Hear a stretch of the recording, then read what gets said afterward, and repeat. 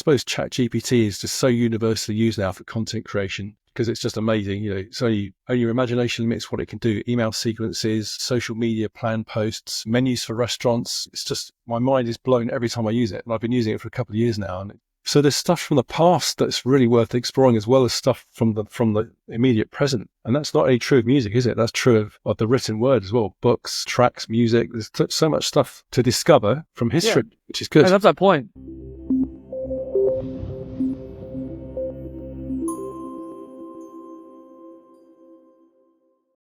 Hello, I'm Dustin PolyInnovator. Today I'm talking with Paul Jordan on the PolyTools Creator Spotlight. He is a digital marketer, founder, host of the Learn Digital Marketing podcast. This is the show we talk to modern content creators about their lives. Thanks for coming on. Dustin, hi. Thank you so much for inviting me. It's a pleasure to be here today. I'm glad we were able to get this going. I know we had some struggles to find a day that will work. I guess the best thing to ask is what got you started as a content creator? Well, yeah, that's a good question. I suppose my background is from working in IT. And then some years ago, I worked for another big company that went into liquidation. So I lost my job.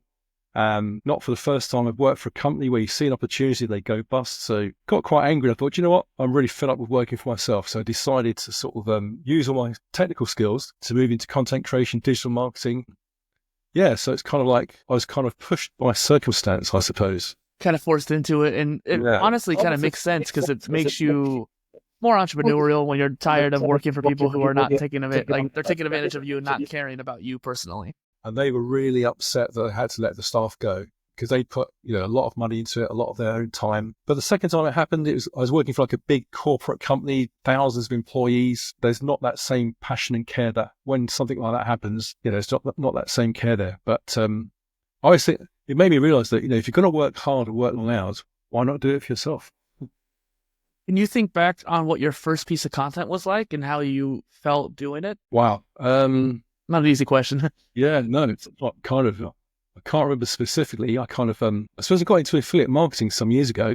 And that was, affiliate marketing, you can learn some great skills from doing it. But one of the things that I got frustrated with was setting up a campaign, investing all the money in the adverts, doing some split testing, and then the products would be taken down with very short notice. So you invest all this time, because it takes quite a while, as you probably know, doing testing to actually optimize your ads. And that happened a couple of times. I was getting really fed up spending all this time and effort and money setting up a campaign only for the product to be pulled down before you've even managed to kind of break even. So I thought, well, if you make your own content, if you create your own digital products, then nobody can control that. So that's what I decided to do. It's interesting. It's all about taking control. One thing we talk about a lot too is don't put all your eggs in one basket on this show and making sure that you are spreading yourself across platforms. What was your first platform? And then where do you want to go next? Well, I think I signed up every time there was a new platform, I would sign up with it just to find out what it was about. And I signed up with Facebook a long time ago, but in its early days, Facebook wasn't doing advertising. It was very, very, very basic. I had a LinkedIn profile for as long as I can remember. But I suppose Facebook was the first channel I actually started to use for running ads for doing affiliate marketing. So that's the one I got to know. But like you say, and this is what I preach to everybody, it's so important, isn't it, to not rely on one platform, having your own email system, having your own website, because there are so many platforms out there that control people's content. And just earlier this week, I was talking to a guy who had a Facebook account with 6,000 followers. He ran his business through there. His account got hacked. He couldn't get it back from Facebook. So he lost all his contacts. Luckily, he had an email list.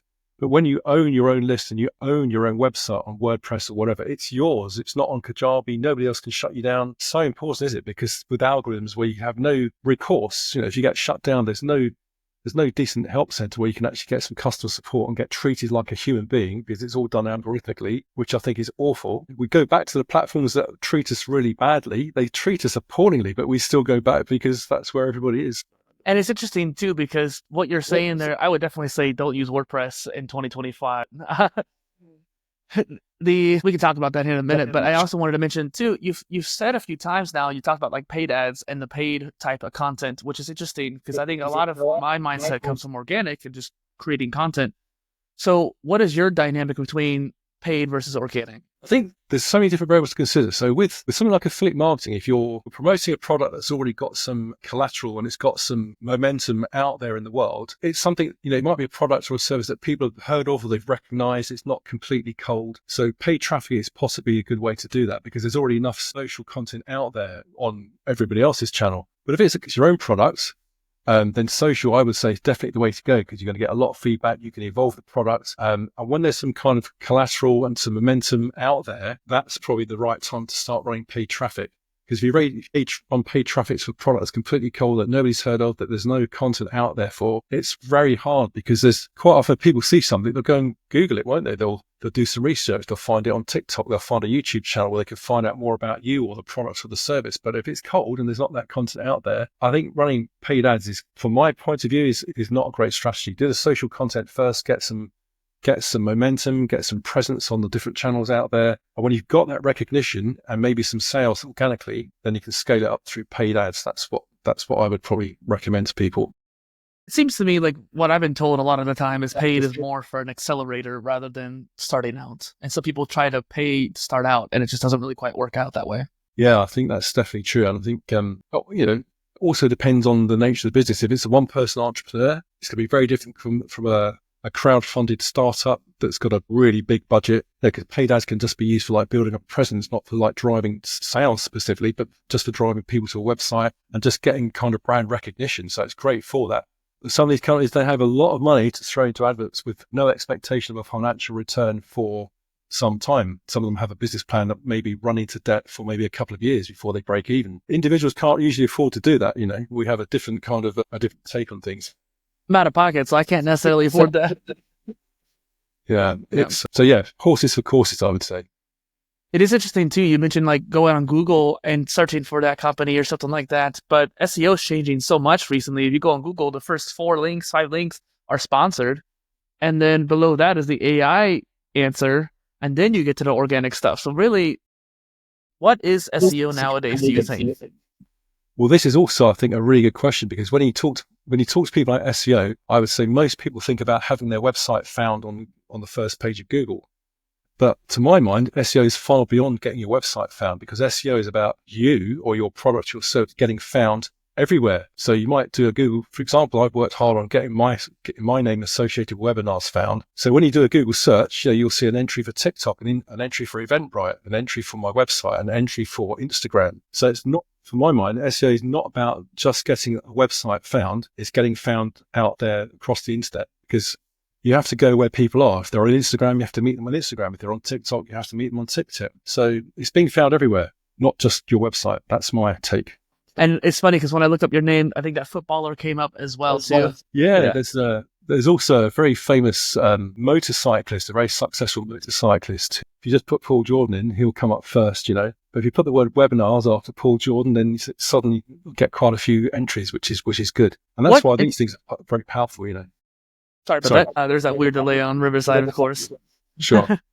It's interesting. Like, what got you interested in webinars? I think so going back a few years, like a lot of people, I'd attended webinars, I was interested in them, and I just thought, I'll just run a webinar and find out about the experience, how it works. I just wanted to do it for the sake of learning what a webinar is. And the more I looked into it and the more I read about it and the more I learned, I realized how powerful they are and how useful they are. And then probably towards the end of last year and earlier in this year, I got approached by about 7 or 8 people. And it's just so strange how the universe works and kind of things all come together. So I had 7 or 8 people, all who approached me with almost the same question.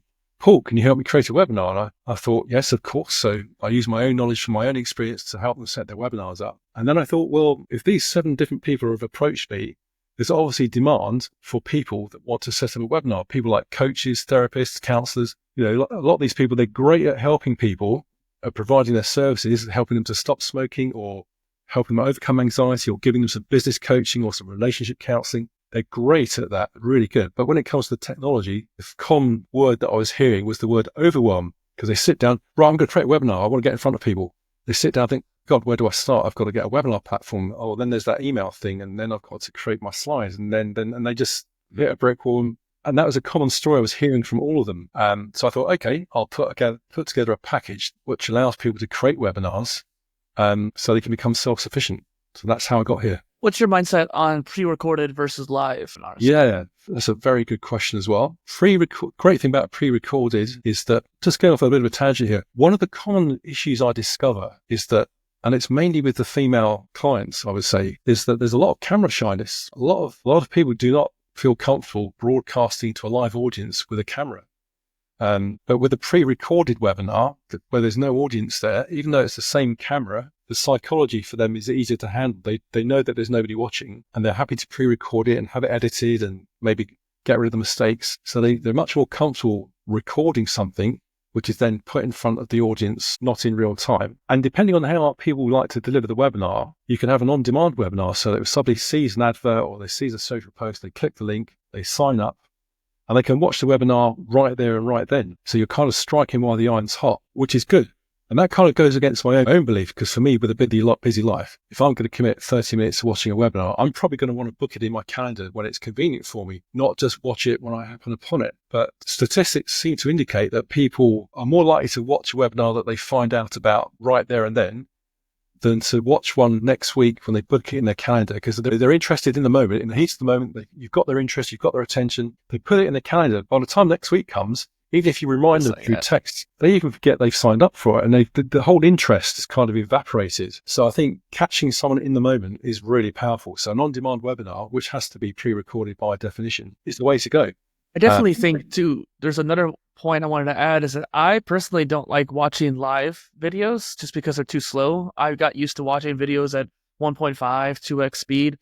And so when you're watching live streams, I have to watch them at a normal speed, and it ends up being kind of difficult for me to just sit there for an hour watching someone talking, or even half an hour, when I could speed it up to 15 minutes or 30 minutes, respectively. I'm with you there. And in terms of, the other thing we have to recognize is that people have different learning styles. There are people that are very kinesthetic, very audio, very visual. So everyone's got their own way of how they like to consume content. For me personally, I far prefer a written page of content, because I can jump around with my eyes, I can do Control F to find things, I can go back and read something 2 or 3 times. But if you have to scrub through a video to try and find the moment where the particular thing was said, if it's got a transcript and you can click on the transcript, which you can do with some platforms these days, that's good. But we can read about 250 words per minute, but we can only speak about 150 words per minute. So therefore, by definition, the fastest way to devour content, to consume content, is to read words. And that's my preference, because you say sometimes in the video there's a lot of fluff. People like do an introduction and how are you, where are you from, and you think, oh, come on, just get on with the content, just get on with the good stuff, get on with it, and when we're busy, that can be very frustrating. But I'm not representative of everybody, because some people kind of like all that, so we're all different. Yeah, they like the camaraderie aspect. It's interesting too, because what you said there, being able to search through the blog post, for example, I know that AI now makes it easier to search through videos, but it's kind of still in the infancy of that.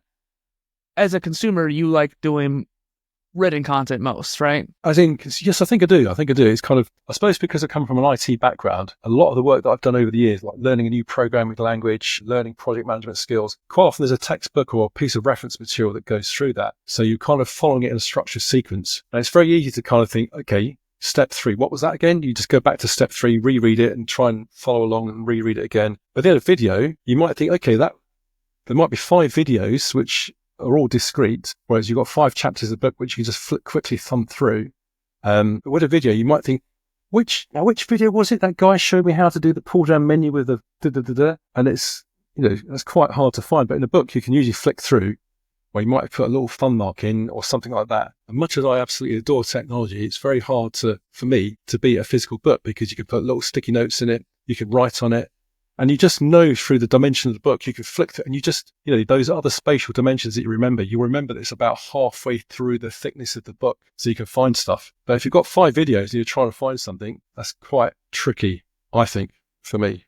I use a lot of note-taking tools, and there is some plugins that let you, like, if you're watching a YouTube video, you could do timestamps as you're watching it to take notes, kind of like those little papers. But again, that's a skill that you have to learn, that kind of thing. So it's just kind of funny that you mentioned that. I also did a series on this channel where it was like 14 videos in a row, and they were sequential. They were like one video here, like you're saying, jumping between videos that are discrete. It doesn't really quite work out. So what I ended up doing is actually creating a supercut of it at the end. And that way, if you wanted to watch it all at once, you could. But I just thought that would be kind of helpful, just kind of what you're saying there, people watching in. Like, if you're making content and you want to get around that problem of these discrete videos, create one that's all in one.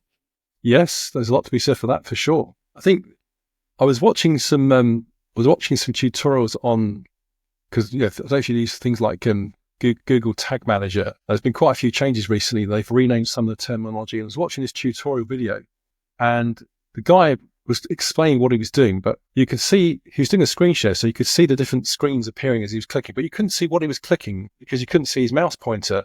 So these different screens were kind of appearing. I think, hang on, stop. What did you do to get to that screen? And I'm trying to work out what he did for the new menus to come up. Whereas with content that's written with a screenshot, you have the screenshot and you say, and you click this and you come to the next screenshot. So when people are actually doing something, showing their screen, they know exactly what they're doing. But unless they say, well, you click here and you click there, it can be quite easy to miss what they've actually done to get to what they're showing you. So that's another frustration.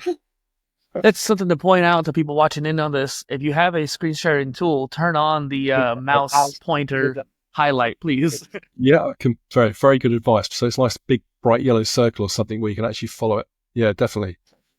So I asked you what content you like to consume, but out of the 3 content, written, audio, and video, which one do you prefer to make the most? Yeah, kind of. I enjoy doing video, but there's more friction getting ready to do the video because it's kind of making sure you've got good lighting, making sure everything's the whole technical setup. So there's all of that friction. Whereas if you're doing written content, you can just sit down and start bashing it out. And I think it's even, and again, going back to my clients that I've encountered, one of the challenges more so for the ladies in our audience are that if they're going on video, they want to make sure their hair looks good. They want to make sure their makeup's right. The lipstick's fixed, all of that. Their clothing, and they always look lovely, of course. But if they just want to kind of make a quick video, that's a lot of resistance because they won't do it until they've got all of those things done. For us guys, if we've had a shave or not, we can probably get away with not having a shave, So, and we don't have to put all the makeup on. But there's still the getting the lighting correct, getting the camera set up, making ourselves look semi-presentable. Whereas with the written content, you could be in your pajamas, sat in bed on your laptop, and it's very immediate. You could just jump onto it within seconds, whereas video, there's a bit more prep. So I like doing videos. I enjoy it. But if I'm, I just recognize that there's that extra time it might be 15 minutes before I actually start generating content. Depends on the mood. It's always interesting. I think that when I ask that question, I'll ask a YouTuber what kind of content they like to make, and then they'll tell me like, hey, I like doing podcast or blog posts. And you just don't see it coming. That's why I asked that question, because you're a webinar person, you do videos, you have a podcast, video podcast mostly too. And it's like, okay, you're a video person, but you prefer written content, which is why I love asking that question. Sure. Yeah, for consumption, I do. It's, I suppose the other thing, I love physical books, but I've got a Kindle and wasn't sure about it at first, but now I really like it because it's very convenient. You can get lots of books on it. And if there's a word I don't understand, I can just touch it and it looks up the dictionary definition really conveniently. But the physicality and also, we get the dimensions for a physical book, the smell of the book, the feel of the book. But, one could also say the environmental impact is worse, isn't it? Because trees are used, whereas with electronic stuff, there's no trees that are needed. So that's good for the planet. I think having a mix of everything is quite good. And just as a little aside, if I may, Dustin, as well, I mentioned earlier that I'd been away with my partner on her birthday. We went to this amazing hotel and it was kind of, the room was quite retro and they had an old gramophone. Well, it was a modern gramophone, but constructed in an old style. And there were some Elvis Presley LPs, big 12-inch vinyl. And we just put them on and they were amazing. They were all very crackly, lots of pop, but they just kind of, the whole experience of taking a piece of vinyl out of a sleeve, putting it on a turntable and putting the needle on and crackling away. It was so much more experiential than just putting playing an MP3 from Spotify or something like that. It was the fun of the experience. So it's quite, again, in terms of like consuming content, which playing an LP is, it was more fun in some ways. Like taking a film, a reel of film and putting it on a projector and watching it that way.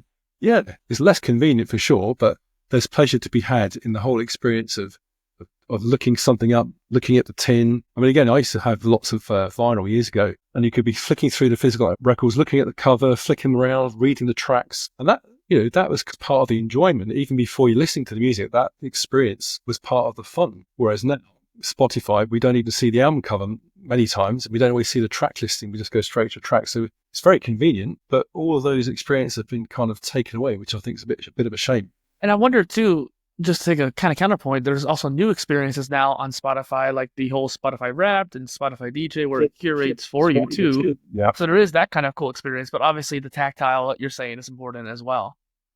Yeah, I think you're absolutely right. I love the curated stuff because I hear so much more new music, things that I would never have found out about had it not been for the curation kind of thing, which is brilliant because I love being introduced to new stuff. So it's good. And it obviously learns the kind of styles that you like and thinks that, oh, you might like this and you might like that. And YouTube is really good at that as well. You play a few things on YouTube and it starts throwing out, just leading to another track. And you think, wow, it's amazing. I've never heard of that band before. Who are they? I love, but you just get overwhelmed because there's just so much good stuff out there, new and old. I went down a rabbit hole the other day on YouTube where I had about 20 videos on my watch later playlist related to my niche, my personal brand. I wanted to make blog posts based on each video, responding to it. And then I kept finding more videos in the same topic, and I'm like, no. It really is overwhelming, isn't it? Because there's so much good stuff. There really is so many amazing things out there, and an infinity of stuff. But also, I find with YouTube, it also shows me old stuff that I haven't seen before from artists that I'd never heard of. Like, there's such a plethora of different types of genres that have been out there for back in the 50s and the 40s, and some of it's amazing and it's really good because I've got a really broad musical taste. I like rock, I kind of like everything really. So there's stuff from the past that's really worth exploring, as well as stuff from the immediate present. And that's not only true of music, is it? That's true of the written word as well. Books, tracks, music. There's so much stuff to discover from history, which is good. I love that point. Go into the next question here. How did your show, the Learn Digital Marketing podcast, originate? I think, going back a while, podcasting, I think we've all heard about it. And just again, you're going back to the word podcast. Years and years ago, a podcast was you download the MP3 file or whatever format, you download it onto an iPod or Apple iPod and listen to it with your headphones or whatever. But obviously the word podcast now is it's a very blurred word, isn't it? It hasn't got a definitive meaning as such. So anyway, being aware that podcasts was something that people were doing, I thought I just wanted to get into the experience of learning about how to do one, what they actually mean, what's the benefit.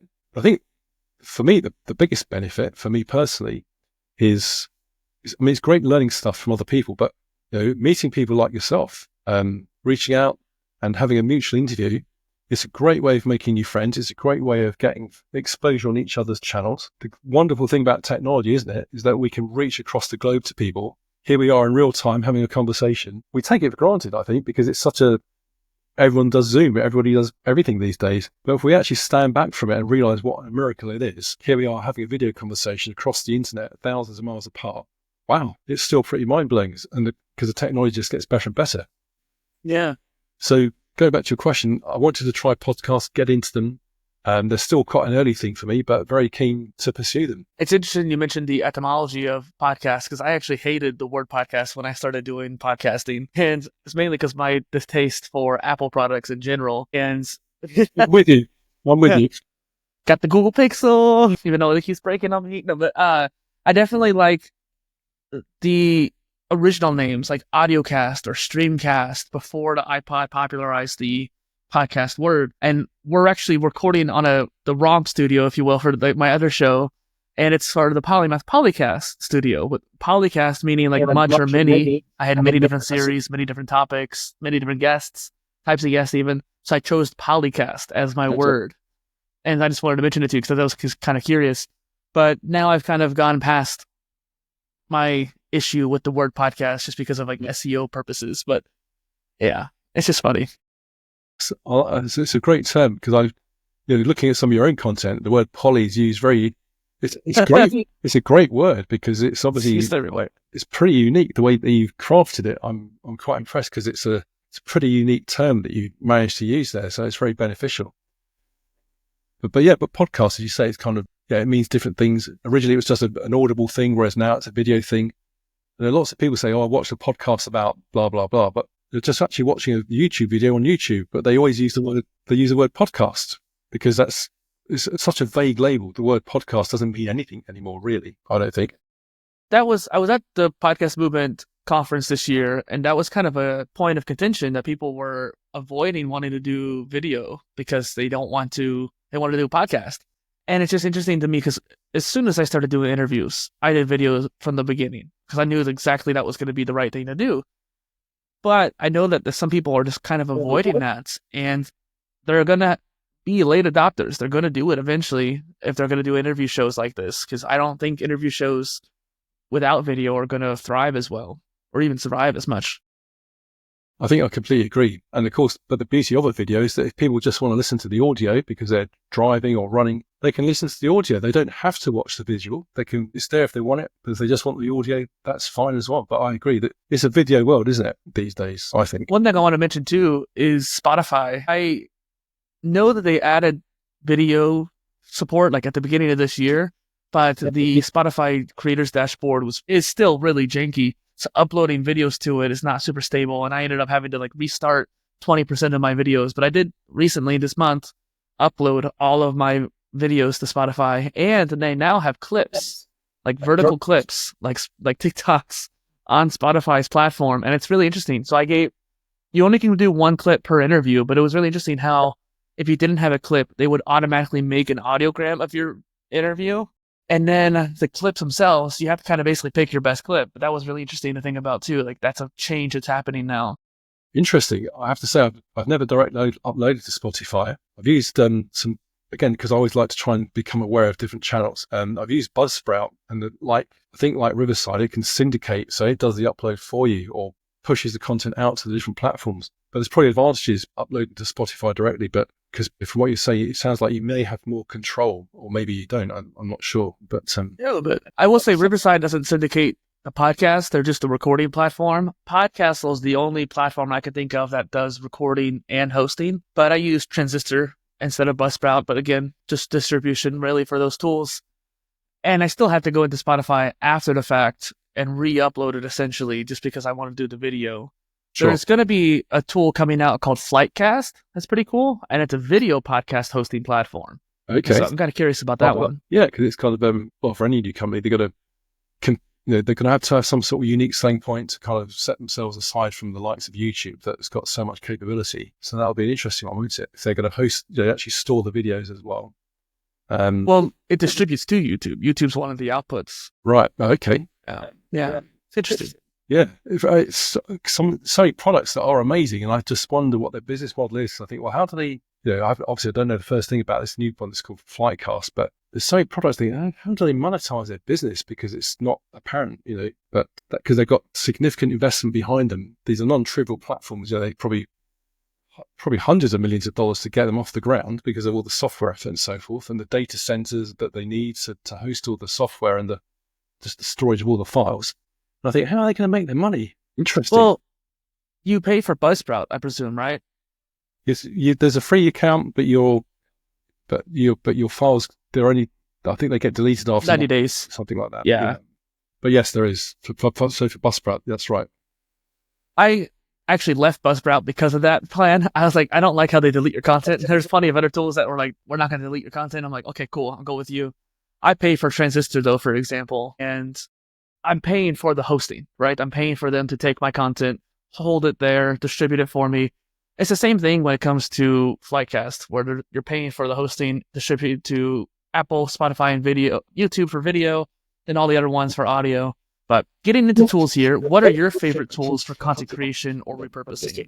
Well, I suppose there's something called Descripts, which I use occasionally. But Descripts is quite good because you can do some very simple editing, and like deleting stuff, correcting stuff, and it's got the speech overlay. So if a word's mispronounced, you can go in and overdub it. So it's quite good for that. I suppose ChatGPT is just so universally used now for content creation because it's just amazing. So only your imagination limits what it can do. Email sequences, social media plan posts, menus for restaurants. It's just, my mind is blown every time I use it. And I've been using it for a couple of years now, and I've been using it just became on the show today actually. And it just, content that it comes out with, it knows me better than I know myself, Yeah. I actually just played with Notebook LM the other day, and I threw in my website, and it created a podcast about me in my website, and it was insane how accurate it was. Yeah, it's a bit like, there's so much data out there about us that, we're not necessarily individually aware of. I mean, if you look at someone like Facebook and Google, I think Facebook, if you do, depending on what you read, but there's supposed to be something like 200 data points that are stored about each individual that's on Facebook, our credit history, our age, our demographics. There's so much stuff. They know us better than anybody else. So when you read content that's been constructed through AI about yourself, you think, oh gosh, I didn't know that. And it also makes you go back to the whole big company thing. Like we mentioned how we don't like Apple earlier. I had to make an Apple account this year. I avoided being a part of that big company for, all my life. I have an Amazon account. I obviously have, Facebook and Google and what's the other one? Microsoft, because I'm a gamer too. And so I had pretty much all the other ones, but I finally had to, eat the bullet and make an Apple account for my podcast. That was the reason being. I wanted to have control over my podcast. And I think I've got nothing. So I've got nothing against Apple per se, but it's just kind of the whole ecosystem, their products. It's very controlled. You have to pay for everything. When we go back in the day, I come from a Unix background, and Linux, Unix, they're the same flavor, same thing really. And it's open source. I love open source because you've got all these people with amazing and clever people that are giving their stuff for free. And I love that entire philosophy. So I've got an Android phone. I've got a Windows 11 PC because I've just brought up on Windows, so I know Windows inside out really. But I just love the whole open source mentality. Whereas Apple, if you want to change the ring, all the silly little things you want to do on your phone, it's like controlled and paid for, and there's slick pieces of engineering. But I just don't like the philosophy behind how it all works, to be honest. yeah, really, like the hardware is pretty nice. It's just the software that's so frustrating. Yeah. Back in the day, Windows Phone was the best phone. Just throwing that out there.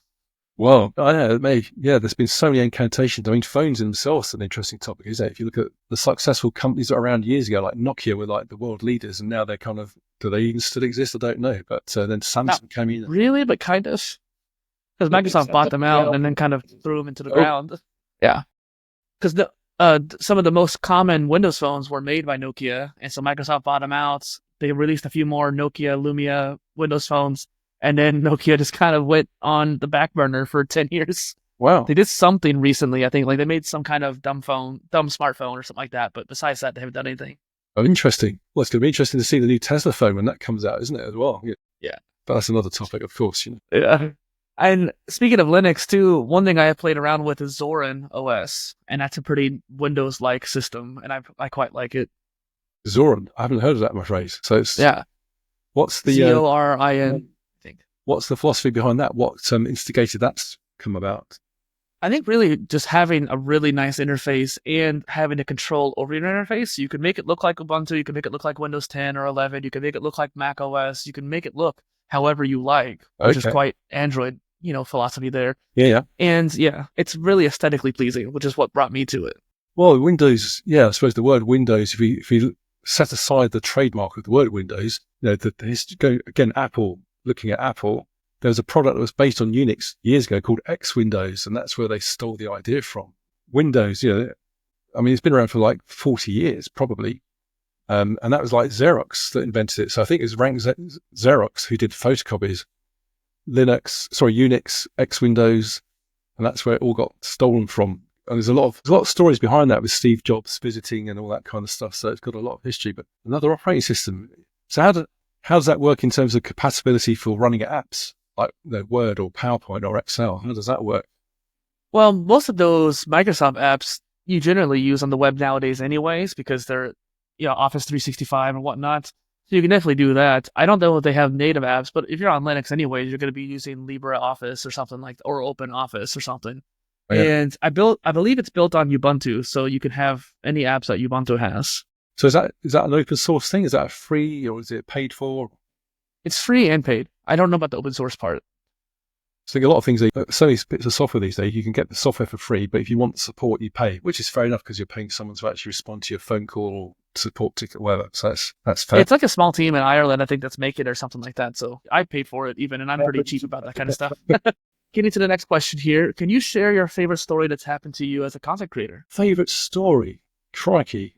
I suppose it's the story of these people that came to me to ask for a webinar. I'm trying to think how the first one came about. So let me rewind. So what I did for myself, and I still do, and what I advise a lot of people that are starting out is to use Eventbrite, because Eventbrite is a great free place to get publicity, put a recurring event on there. So I published an event on Eventbrite probably 2 years ago, maybe 3 years ago. I'm not quite sure. And I've got several events that still run there, and I'm trying to think which one it was. So anyway, it was through one of the webinars on Eventbrite that the first lady contacted me about, because she could see that I could do webinars. And so she said, "Oh, can you help me do one of those?" So I said, yes. So that's probably, I'm trying to remember the specific webinar because I've got one on I've got one on copywriting. I've got one on setting up a website. I've got one on security. I think it's a copywriting one. I've also got a webinar on how to run webinars, but I think it was the copywriting webinar that she was attracted to. So it just goes to show that through free content that you publish out there, you can generate some good business. But it's kind of,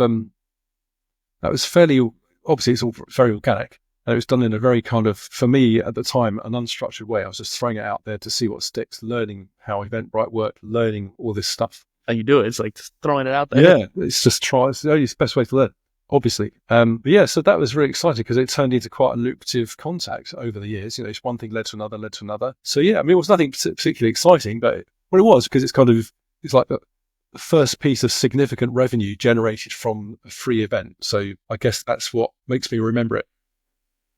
It's a lovely story, and I think that it kind of showcases too that you could have really great situations and memories like that even relatively early on in your creator journey too. A lot of creators think that it takes a long time to see any form of payment or any sort of kind of recognition. What's the word I'm also looking for?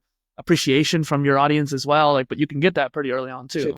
Well, very much so. I mean, I think people quite often talk in terms of like knowledge, know, like, and trust, KLT, know, like, and trust. And of course, with video, if people are reading your content, they might like what they read. It might be interesting. It might be useful to them. When they see somebody on video, they get an impression of you, and they, irrespective of the value of the content that you're talking about, if they just like your personality and they just like your values, because you can talk about your values and your integrity, they'll just get an impression of you, much as they would in person. Obviously, if you're meeting someone in person, it's much more of a two-way conversation. But within a very short space of time on video, that know, like, and trust can be built far more quickly than it can across lots of written content and emails and reading blog posts and so forth. So video is very powerful psychologically at building know, like, and trust. But where that's going to get really interesting is for, obviously, we've got products like HeyGen and Synthesia, where you can build your own avatar and you can upload a script. So I'm really curious to see how that's going to work in terms of building know, like, and trust, because for me personally, I get very frustrated if I'm having a chat with what turns out to be a chatbot, because you kind of, I wouldn't say it's deception, but I think there's that, we're in those grey terms now where I think if you Uncanny know Valley almost too. Sorry? Uncanny Valley too. Yeah, because people, if I'm talking to somebody, I want to know if it's a chatbot or a human being. And if it's a chatbot, that's fine, because some of the chatbots I've interacted with for the products I use called Webinar Geek from our webinar platform. The chatbot is amazing. You can ask it some questions, and the in-depth technical response you get is just like really extremely high quality. With other places, you're having a chat on Messenger or something like that, and you're led to be given the impression that it's actually a human that you're talking to when it isn't. And I think that's really bad, because it's you're kind of hoodwinking people. I don't like that. So when it comes to video, if people like posting AI videos of themselves, people might find that, if you're building up trust and a credibility, and then that person finds out they've watched an avatar, not the real person, I think you could just think their psyche a little bit, because think, oh, I thought that was a real person. And that can then, all that trust can just drop away in a moment, I think. One thing I try to always mention too is automation is helpful, and using tools like this to automate some of your content, for example, is going to be helpful for a lot of creators, but you got to be wary of over automating. And that goes for social media management. It goes for, AI automated generated content, and chatbots obviously too. But it's interesting too when it thinks about if you have a channel and you use AI generated content to keep yourself consistent, and then you make content as often as you possibly can, then I think it's a good balance, because you're doing both. But I don't think you should just do just one unless you're a faceless channel or something like that. I think you've hit the nail on the head. If you mix the two together, then I think that's the way to do it. I think we have to make it very clear to our audience what they're watching and what they're consuming, because that's, to me, that's part of being transparent and honest and open. Because I know how I feel. I feel quite betrayed if I think that I've been talking to a real person and it isn't a real person. I think, well, why have I wasted my time talking to a piece of computer software? Because it's just for me, I just find it annoying. I feel like I've been deceived. I mentioned earlier the Notebook LM podcast that was made for me. The cool thing about the Notebook LM is that it's basically they generate two hosts chatting about you. And it's just kind of realistic. They say, instead of saying polymathy, it says polymathy, which I guess is just a different pronunciation or whatever. But it's just interesting how they went about saying it. And they got some names wrong when it came to my branding or whatever. But besides that, everything else was pretty much on point. And it was two co-hosts talking about me and my site. And so I did post that to my Polycast feed, but I have in brackets, AI generated, so people can know, hey, this is not by me, it's made by AI. And I think, just like you said, letting people know ahead of time. I'm going to look that up, because I'm really interested to take a look at that, because it's something. I'll send you a link. Yeah, please do. I know I've got your website details and so forth, but I'd be really keen to have a look at that because it's something I love learning new stuff, and it sounds like it's been really successful for you. So it's definitely something I want to see. Well, I've only done one so far because I just wanted to make sure I could test it out first. But I've definitely seen some people make full-on podcasts with it too. Well, because I'm sure on one of the sort of webinars that I was attending recently that somebody said that they had an AI bot that interviewed them. So it was asking, they were the live person like you and I. So I would be the bot and you'd be the real person. The bot was asking them stuff. They said it was a really good interview because the bot was actually asking really good questions. And so that's going to be fun to do as well. I want to get that because I feel like part of the reason why I go on different shows myself is because I want to be asked certain questions. Yeah. And it's just weird because I want to be able to have an AI bot ask me questions so I could make content more easily. The other thing also, of course, is that there are AI characters on Instagram and TikTok, fictitious characters that have got like a huge following. It's insane, isn't it? You know, thousands and thousands of human beings like following a robot. It's just there was one that had like pink hair or something like that. That was like a model, but it looks so realistic. And I was like, oh, okay, this is cool. This is crazy how they're cranking out content too, no less. Yeah, it's just, you know, you're a tech savvy guy, I'm a tech savvy guy, but I just find it amazing that people do that. But having said that, I suppose if we look back in the sort of not so long ago, if we look at the sort of Disney cartoon characters, Donald Duck and Mickey Mouse, all of those kinds of things, they had a huge fan base. So I know it's not quite the same parallel as following a character on Instagram and reading their content, but those characters had a huge fan base and people loved them. They'd buy all their toys and loved them. So there's kind of there's probably a bit of a parallel going on there. Yeah. It's just a funny, good point to it was a cartoon character rather than a very realistic looking character that looks very attractive, you know. Yeah, that is interesting, but I think that you're right. There is a parallel there. Getting to one of the last questions here. What do you have coming down the line that you're looking forward to? Yeah, that's a good one. I suppose the new year, lots of big plans. Want to get like everybody want to have a nice Christmas and relax, but I've got lots of plans for marketing for my clients and for myself in the new year. Just this week, I've been looking at some new tools that I'm planning to sort of deploy. Tools?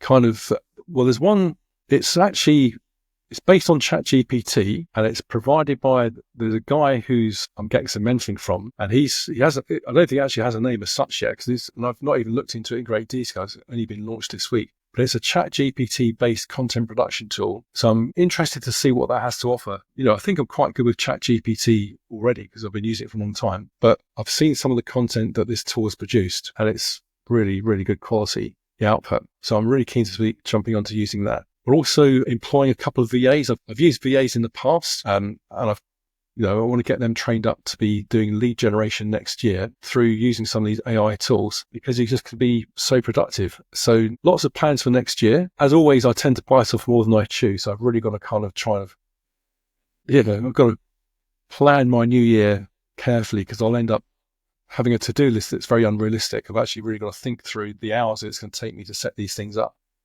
But yeah, just looking forward to deploying these new tools, staying up to date with everything that's happening with AI because it's enormous, not getting so focused on it that I don't get any of my business done properly, because there's always a balance in learning stuff that, if something can save you 3 hours a week, that's worth investing effort into learning. But there's just so much new stuff coming out. So that's it, really. One tool that saved me a lot of trouble was Opus Clip, being able to take these interviews and chop them into TikToks, if you will. Yeah. I don't think I've heard of that. I've got this spreadsheet from another guy. This guy, I forget the guy's name, but I downloaded this spreadsheet and it's got a list of, it's like a snapshot of all the AI tools that were around at that time, probably a few months ago now. But there's new stuff coming out all the time. But Opus Clip, I shall take a look. So that sounds promising. They've been around for the last year or so, and they have about 6 million users. So they're definitely the fastest growing repurposing tool. Yeah. No, sorry. The repurposing content is so useful, isn't it? Well, I have been making interviews for the past 4 years, and I wasn't marketing them hardly at all because I just didn't have the bandwidth for it. As a solo creator, I just did not have the ability to go find clips and then reframe them, then repurpose them. Yeah. And it made it a lot easier for me. I am partnered with them, so full disclosure there. But I also wanted to talk to you a little bit about like WordPress, because you seemed surprised when I said that WordPress is not great. Well, it's got a lot of, everything's got its faults, but it's just gained so much popularity. It's in use. I don't know what the statistics are. It used to be at least 30% of all the websites. I think it's like 40 now. 40. Wow. Yeah, it's, you can pick fault with it without denial, but it's well supported. There's lots of, you could go to Fiverr or Upwork. There's plenty of people out there that can do good work on it. You got all the plugins. But that's kind of where you're also danger too. The plugins could be points of entry. Security risk, yeah, sure. I'm curious, what's your reservations about it? What things that you dislike? Well, that was the first platform I used. I used WordPress.com back then, and then I used WordPress.org in the late 2010s. And in 2019, I moved over to Ghost CMS because first off, I could never get my page speed up. No matter what plugins I used, no matter what optimizations I did, never get it up to a decent, like past 70%, 76%. And then on top of that, in order to make it run, I had to use at least a dozen plugins to operate the site. And some of them were 2 years old since the last update too. And it was just frustrating to me that every time I went on there, instead of writing, I had to sit there and update plugins or fix problems, that kind of thing. And recently I had a chance of interviewing Kay He, who's a pretty famous content creator, and he had his website on WordPress and it recently got hacked. And he has, really huge audience. And so it's kind of crazy to think about, like, he was able to fight it off and get hire people to help him. But for someone like me who doesn't have the ability to pay for somebody like that to help save my site, that was kind of scary. It was just because one of the plugins was, updated recently or kind of thing. Yeah. This is it. I know I'm no expert anymore, but there are so many layers within the software where things can get attacked. There's some really clever guys out there, aren't there? Sort of know how to attack the 7-layer model. You've got all the different parts of the internet, the packets and all that kind of stuff. OSI model? Yeah, 7-layer, the OSI. Have to forgive me because I've got a bit of a cold coming on as well, so my voice is a bit croaky today. Well, we're about to wrap up anyway, so it's no big deal. I think people that are in the know, I think it's known that some of the WordPress plugins are a vulnerability, and keeping them updated, because most of the security flaws, when they're discovered, there's usually a broadcast. If you've got auto updating switched on your website, they'll usually update immediately. So it's just ongoing management, isn't it? It's frustrating. It is. And it was also the underlying technology too, because PHP has gotten pretty old at this point. And I feel like the database queries in WordPress, like being able to search for stuff and be able to pull the blog posts, it was just kind of a slow process compared to Ghost, because Ghost is all in JavaScript, which now is honestly pretty old too at this point. But it was night and day when I moved over there. Yeah. I have 600 blog posts and I can load them pretty quickly on my site, but that's enough of me rambling about Ghost. Sure. No, it's interesting, because raw HTML just loads in an instant. And interesting enough, I was very fortunate in my career many years ago, trying to think, it's probably around about 2010. I was a project manager here in the UK, and I was working on the UK census project. So in the UK, there's a population of about 60 million people. That's children and adults. So the census project, the overall project was done by Lockheed Martin, I think, which surprised me because I'd always associated them with aerospace. But we were kind of one of the subcontractors to deliver the actual website. So 2 redundant data centers, massive amount of money, really exciting project. And we looked at various content management systems, but none of them could perform at the required performance because of the amount of people that are going to be hitting the website. So ultimately, it was done on a CMS, but published in HTML, because that's the only way you could get the speed that was required. And, raw HTML, nothing beats that. But it was technically it was really interesting how it was all accomplished. But when you've got that amount of traffic in a short space of time that's going to be hitting a website, there's nothing else that will beat that, I suppose. So this Ghost system, I've not come across that. What's the technology behind that? JavaScript, Node.js, and they have a special front end, I think, too. But the content's not stored in a database and pulled out on the fly. It's just there, static, is it, kind of thing? I think it's database. Node.js is a database-based JavaScript framework. Just another one of the things I'd like to be aware of, just for my own education. It's a bit your question was a bit beyond my, I think, ability to answer, but I think I answered it well enough. Yeah. I didn't mean to sort of be awkward there. No, you're fine.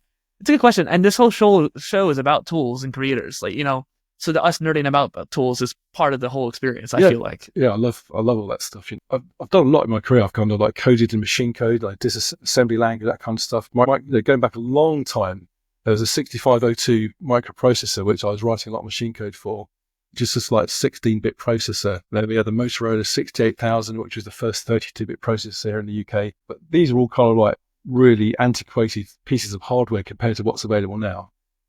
I just love it all. The software, the hardware. We're in such exciting times with the advent of, well, it's not the advent of AI, it's well established now, but all the things going on with AI and being able to produce videos that are AI driven. It's just, and we have all the Fascinating. It really is, because it can spin off in so many directions. We've got the legal aspect, the data protection aspect, the fraud aspect, all the legal ramifications, deep fakes. There's a really good TV series here in the UK about a year ago. It was called Capture. It's kind of a political thriller. It was really, really well written. But they showed what would happen if one of the British members of Parliament, senior MP, was doing a broadcast to the entire UK based on a fake video. And it just showed how the whole UK reacted to this video and what was being said. It was like, wow, really, really exciting and scary stuff, because you think, and that's easy to do now. Any of us could just go to YouTube and probably grab an image, grab a bit of video about anybody and feed it into Synthesia or Heijian or something like that, and create a fake celebrity character and then do anything we like with it. Adverts, bad videos. Yeah. See, it's like a lot of things, when things get into the wrong hands, they're used badly, but it just, possibilities of what can happen are just mind-blowing. Deepfakes in general and all that jazz. But Paul, where can people find you online? So probably the easiest way is to email me. So I've got, my email address is paul@ldm.expert. But if they do a Google search of Paul Jordan webinars, you'll probably see me a few times on the first page of Google, hopefully, because I'm on Eventbrite and various other platforms. So that's how you'll find me. I got links down below for you too, but it's just having that audio confirmation, Thank you. Appreciate it. So this is Dustin, PolyInnovator, and Paul Jordan, the webinar expert on the PolyTools Creator Spotlight. Thank you for joining. It's been really interesting. I've really enjoyed being here. So thank you for inviting me. It's been a real pleasure. Thank you. Thank you.